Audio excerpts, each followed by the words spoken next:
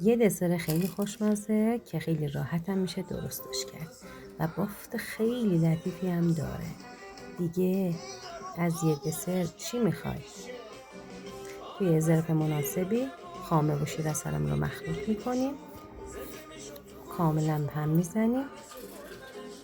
پودر ژله رو روی حرارت توی شیرمون میریزیم، هم میزنیم تا شیر داغ بشه و ژلمون کامل حل بشه ولی نجوشه.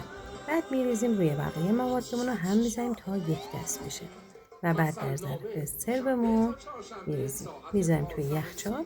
دوستان بعد از اینکه توی یخچال کاملا بس به این شکل خودشو میگیره و از یخچال میاریم بیرون، توی قالبون برمیگردونیم و با هر چی هم که دوست داشتین میتونین تزیین کنین.